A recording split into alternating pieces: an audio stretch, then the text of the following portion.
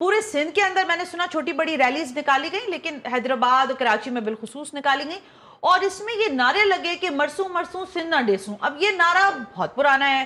اور یہ نعرہ میں ابھی حنیف صاحب سے یہی کہہ رہی تھی کہ یہ تو جب اٹھتا ہے جب کوئی وفاق کو حوالے کرنے کی سندھ کو یا کراچی کو بات کرتا ہے، یا جب اٹھتا ہے کہ بھئی کراچی صوبہ بن کر رہے گا۔ اس وقت آپ کو لگتا ہے کہ یہ ایسے کوئی حالات تھے، یا یہ کسی اور کانٹیکس میں پیپلز پارٹی نے یہ ریلیز نکالی ہیں؟ رضا بھائی سنا صاحب، پولیٹیکلی ہر پولیٹیکل پارٹی ایک تو گورنمنٹ ہوتی ہے جہاں پہ آپ گورنمنٹ کے حصے سے جواب دے ہوتے ہیں، ایک اسی گورنمنٹ میں جو پولیٹیکل پارٹی ہوتی ہے اس کی پولیٹیکل ایکٹیویٹیز ہوتی ہیں، پولیٹیکل کیمپینز ہوتی ہیں۔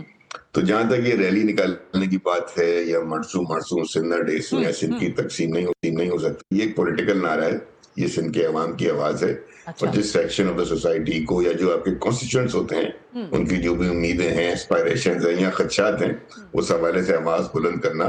یہ سندھ کی جو رہنما یا نمائندہ پارٹی ہے پاکستان پیپلز پارٹی، یہ اس کا فرض بنتا ہے۔ اب جہاں تک آپ نے اس مخصوص نعرے کی بات کی، بھی مجھے حالیہ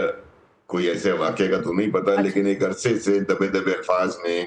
سندھ کی تقسیم کی بات ہوتی ہے، کراچی کے حوالے سے مختلف فارمولاز ڈسکشن شروع ہو جاتے ہیں، جس سے کہ ایک بے چینی پیدا ہوتی ہے، اور اس بے چینی کے بعد اس کو کوئی اون نہیں کرتا، نہ اس پہ کوئی ڈسکشن ہوتا ہے۔ اس لیے سیاسی پارٹیوں کو آ کر اپنا موقف یا تو اس کی حمایت میں یا اس کی مخالفت میں پیش کرنا پڑتا ہے۔ تو یہاں تک تو بات ٹھیک ہے، تو سب کی آزادی ہے، لوگ اگر یہ بات کرتے ہیں کہ سندھ کو تقسیم کیا جائے تو وہ بھی آزاد ہے اس بات کو کرنے پہ، اور لوگ اگر ریلیاں نکالتے ہیں۔ رضا ہارون صاحب، یہ جو آپ نے جواب دیا ہے، کیا اکیڈمک جواب دیا ہے آپ نے نا؟